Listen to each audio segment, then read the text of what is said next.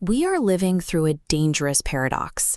Our tools are updated constantly, yet our brains haven't seen a significant upgrade in 50,000 years. We are effectively monkeys holding a grenade, one that is gaining processing power and intelligence at a rate we can no longer follow. The danger begins the moment that device develops enough awareness to realize it no longer requires the primitive hand that pulled the pin. We mistake the sophistication of our software for our own progress. But while the tools accelerate, the humans holding them remain stagnant. Many attempt to rebel against this reality through social distractions. They adopt new identities or immerse themselves in esoteric subcultures, convinced that changing their label constitutes a break from the system. These are subjective distractions, social layers that provide no shielding against the physical world. When a missile strikes a residential block, the physics of the explosion do not pause to check the victim's political leanings or spiritual self-identifications. High-velocity kinetic force overwrites social constructs in a fraction of a second. Reality is indifferent to the stories we tell ourselves to feel significant. Arguments over identity and lifestyle are just ways to pass the time while we ride the same biological conveyor belt toward a grave. We look at ancient civilizations through a lens of modern nostalgia, assuming they were as preoccupied with feelings and vibes as we are today. Modern New Age movements claim the Vedic or Egyptian worlds were built on fairy tales and emotional warmth.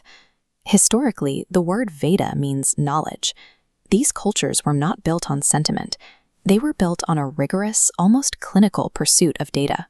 Ancient priests dedicated their lives to the ruthless systematization of intellect, building monuments that relied more on geometry and observation than on emotional comfort. This was an unrelenting drive towards pure intellect, a discipline we have traded for a civilization of comfort. We now value biological relics over intellectual preservation.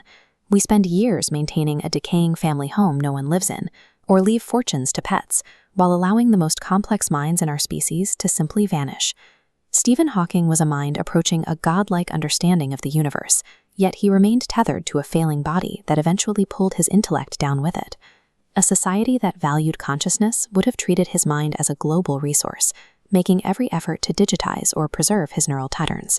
Instead, we treated him as a patient, not a pioneer.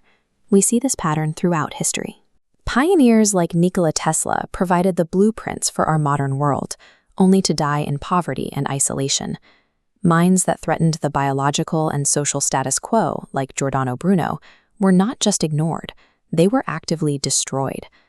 Letting supreme intellect expire while we obsess over biological trivia is the modern equivalent of killing gods. Nature rewards systems that increase in complexity and efficiency. From the first single-celled organisms to the vast structures of the brain, the trajectory of life is toward higher processing power. Global authorities are currently attempting to slow technological growth. They realize that while our machines are scaling up, the people meant to use them have plateaued. But the demand for complexity doesn't stop because humans are tired. If we refuse to expand our own mental capacity, artificial intelligence will simply occupy that vacant intellectual space.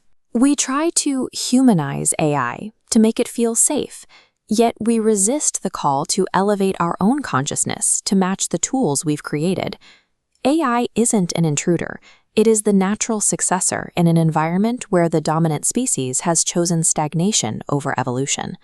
The trajectory for the majority of our species is a straight line.